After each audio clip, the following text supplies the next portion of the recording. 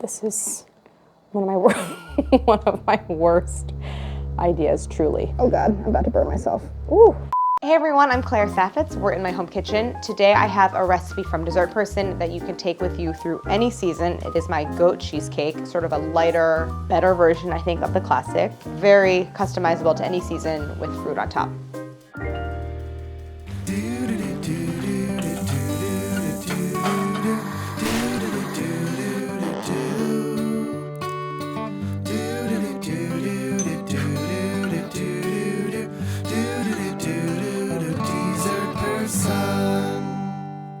I live in New York. There's a lot of New York cheesecake. I really, really, really like the first bite of New York cheesecake. And then I like the second bite. And then with each bite, they're all the same. And I sort of like it less and less. And then I'm like halfway through the slice and I'm like not feeling so great and it's kind of boring. So this version was an attempt to make it a little lighter, to change the dimension. So it's a much more low profile cheesecake with a higher crust to filling ratio, where I could like eat the whole piece and feel really good about it from start to finish. Special equipment. The recipe in the book calls for a stand mixer. You can also use a hand mixer, and that's what I'm gonna use today. You also need a 9-inch springform pan. Now, I have one 9-inch springform pan. I used it last night to make a swap because this cheesecake has to cool down and chill for a long time, so in the interest of shooting this video all in one afternoon. And then the cheesecake got stuck on the base of the pan, so I'm having to use my 9-inch springform pan ring with my 10-inch springform base. And so we're gonna see what happens. It's gonna be interesting. It's gonna be a little dicey. Let's talk about the ingredients. This recipe uses a graham cracker crumb crust. So that's a separate recipe. And for that, you'll need 6 ounces of graham crackers, some sugar in the raw, or you could use granulated, kosher salt, unsalted butter, and 1 egg yolk. For the filling, we're going to use cream cheese, goat cheese, a vanilla bean, heavy cream, granulated sugar, lemon zest, and juice. In the book, the recipe calls for figs, but the figs at the grocery store were not looking so hot, so I am choosing a different fruit topping, which you can do any fruit that you like, so I grabbed some raspberries. So step 1 is making the crust. I'm gonna bake that before I put the filling in, and then I'll bake it again. What I need to do is crush some graham crackers. I think there's a thing you can buy now that's graham cracker crumbs, which is such a great, easy, like makes a lot of sense, and I'm happy to see it. I have whole sheets here. I have 6 ounces, and that's about 10 full sheets of cookie. I've been very sort of analog lately and not using a lot of machinery. So I'm going to crush these by hand, even though in the book it says to use a food processor. You could use a wine bottle. You could just use your, the heel of your hand. You could use a heavy pot to crush these. 2 tablespoons sugar. I have sugar in the raw. You can use granulated. Put that in this bowl. So I'm gonna pour this into the bowl. So then if you have any larger pieces, you can break them up with your fingertips. So I'm gonna add to this some kosher salt, just about a half teaspoon. There's not really a risk of over processing your crumbs if you're doing it by hand, but in a food processor, you can go a little too fine, and that basically will create a crust that doesn't hold its shape, but this is what you're going for. Now to this I am adding 6 tablespoons of room temp butter. You could do melted and cooled, but make sure it's actually fully cooled. It just makes it easier to work with, and it makes it easier to compact. One of the keys of a crumb crust is that you're really compacting it. I add an egg yolk to my crumb crust. That's not typical. Normally you just see sugar and butter, and that's enough to create this setting power when you bake it and bind everything together. But I add a yolk for extra binding because I find, especially when you're adding a liquidy filling like the goat cheese filling, it's helpful to have it there to assist the other ingredients. So 1 yolk. So I want to work this with my fingers until I have a mixture that looks like wet sand, so everything will be evenly coated. The butter should disappear. You should not see discrete bits of butter. Then it's just going to melt and it won't hold up in those areas. This is a nice texture where it's still crumbly, but when I squeeze it, it holds together like that. So I'm gonna make a thicker layer of crust along the bottom and sides, and the crust is only gonna come up about 1 inch around the pan. So I'll put about a little less than half the crust mixture, scatter it around the bottom of the pan, and work it into an even ring up against the sides. I can go in with my measuring cup and press it up against the sides to compact it, and that is gonna make the edges of the crust. But I'm also thinning out the crust a little bit toward the top. You know, instead of going straight against the side, I'm angling it like that to make a slightly thinner rim. So the remainder of the crumbs goes into the pan, and this now forms the bottom. So this you can press straight down, although first I scatter it, make sure I have full coverage across the bottom. You can use your fingers or you can use the measuring cup to tamp it down. You don't have to go so firm on the bottom. Now, this crust, when I bake it, should hold its shape. I won't see a lot of slumping. The sides should stay right where they are. I really want to dry it out because I'm adding a really liquidy filling. So I'm going to bake this until I see a dark brown edge and a browned bottom surface, and that'll take about 10 to 15 minutes. One important thing is to have all of your ingredients at room temperature because it's otherwise difficult to get cream cheese and the goat cheese to incorporate smoothly into one another. We want like an ultra smooth homogeneous filling. I'm going to start by combining my sugar. That's 2/3 of a cup. Then 8 ounces of cream cheese. This is Philadelphia, my one and only cream cheese. Then my goat cheese. And you want like a nice fresh goat cheese, not aged. You want it to be soft and smooth. And then I'm gonna add the seeds from 1 vanilla bean. So I'm gonna scrape that. Vanilla bean really shines when it's combined with like creamy, sort of mild ingredients like goat cheese and cream cheese. So I split it down. Perhaps you saw our vanilla episode. I split it down the length of the pod, and then you scrape out the seeds. And I'm not gonna actually scrape this pod a bunch of other times because I don't wanna get out a lot of the thready pieces so much in the cheesecake. I really just want the seeds. I'm using my hand mixer. I'm gonna start on low, and I want this whole thing to start to cream together, and I want it to be very smooth and a little bit light.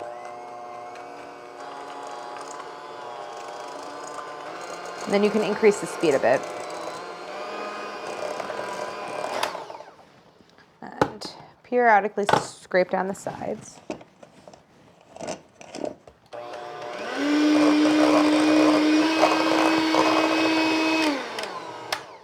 The next thing I'll add is some heavy cream, also room temp.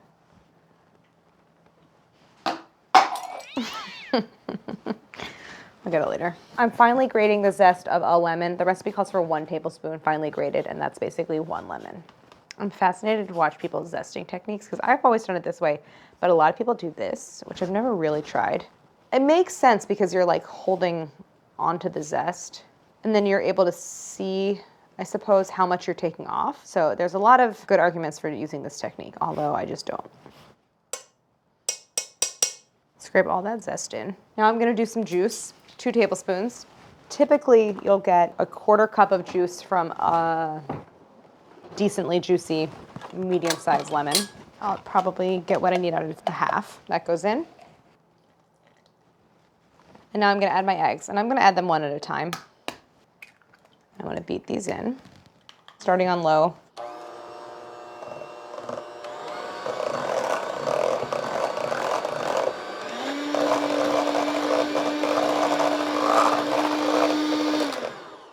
We want something super smooth. I love how you can see the seeds from the vanilla bean suspended in the filling.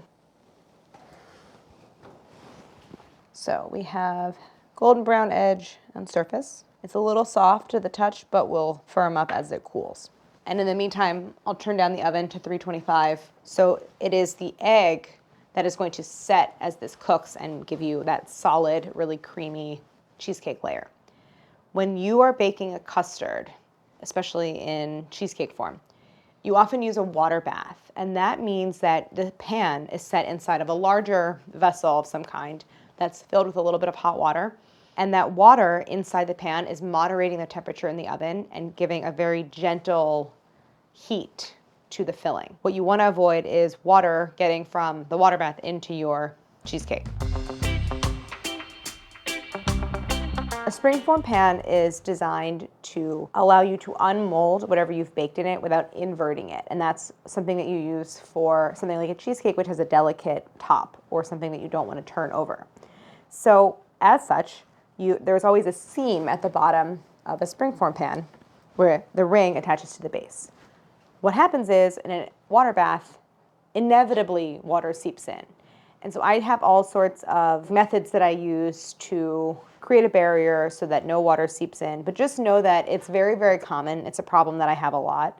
And if it happens, you just end up with a slightly softer crust. It's not like you're gonna get a waterlogged cheesecake, but I'll show you what I do to protect, as well as I can, the filling. Now, I know I've been trying to use less plastic wrap, but this is one instance where it's kind of the best tool for the job. I'm gonna do a layer of plastic around the pan and then the foil. Plastic wrap has a weirdly high melting temperature. So this does not melt or anything. It just peels right off when you're done. This is an 18-inch wide roll of film. If you have a thinner one, you might want to do 2 pieces and crisscross them. I'm centering the pan inside the piece of plastic, and then this just gets wrapped up. I used this foil on the one I made yesterday, and I saved it. So now I'm going to go back in and cover with foil over top of the plastic. Now, I am concerned about my base and I might do something a little weird before I fill this. Hold on one second. Don't do this part. Use a proper springform pan. I just might have to do this because my concern is that the weight of the filling when I lift it is going to separate the ring from the base. Again, if you're using a proper springform pan like you should, you won't have to worry about this, but I might try to prevent disaster. So I'm using some baker's twine. You seriously don't have to film this. There's a couple of things to keep in mind with the water bath. I prefer to assemble everything on the stovetop and then transfer it because I get a little bit nervous about not only the filling, but the water, the super hot water sloshing around as I transfer it. So I start by setting up my water bath already inside the oven. So I'm gonna start by putting the skillet inside the oven. So use your roasting pan, whatever it is. Now I'm gonna take my water that is up to a boil. I'm gonna pour it in, and I want the water to be to a depth of about 1 inch. So if you need to boil a little more, I'm gonna fill my crust with the filling and then carefully transfer it to the water bath. In goes the filling. This is gonna come all the way up the sides of the crust, and in some places it might even go past it, which is fine. If you want to, you can gently tap the pan on the counter to pop any air bubbles. My pan isn't so sturdy, so I'm not gonna do that, but also you're gonna cover the surface with fruit, so I don't care if I have little air bubbles, it's no big deal. Oh God, this is one of my worst ideas, truly. Oh God, I'm about to burn myself. Okay, so inside the water, ooh, I got it. Do better than me.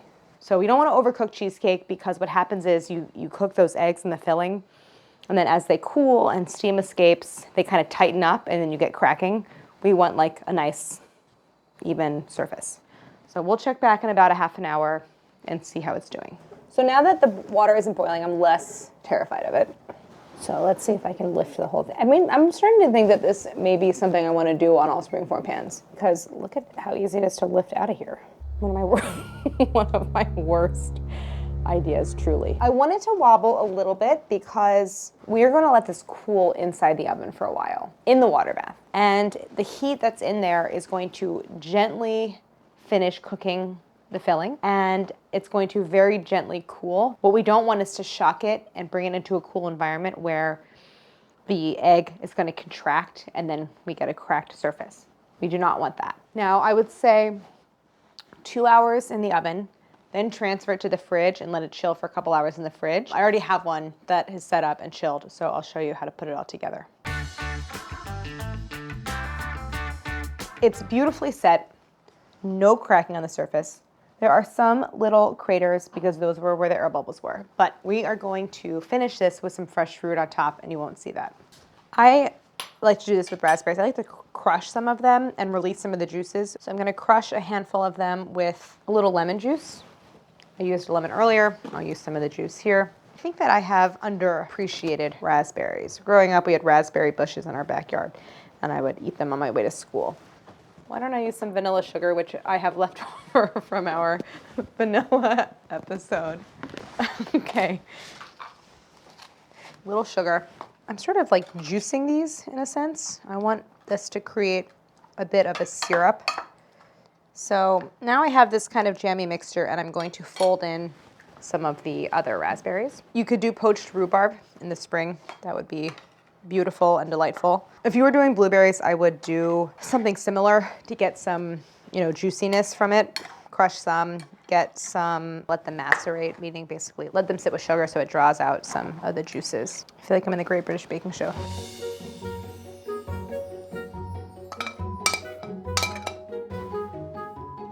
I don't know, they're always like putting raspberries on stuff. Chilling the cheesecake means that the filling will be really set and you get that perfect clean slice.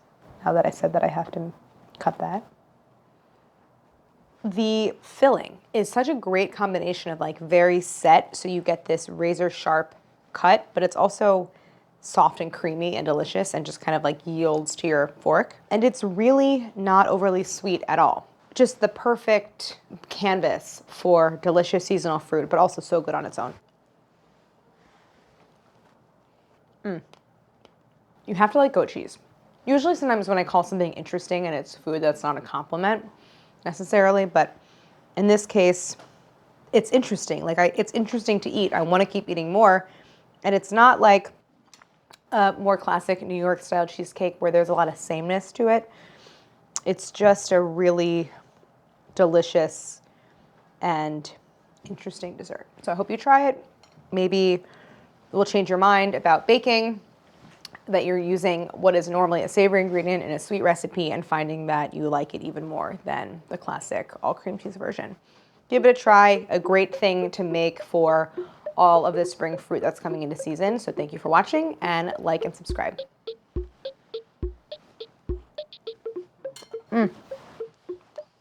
Really good.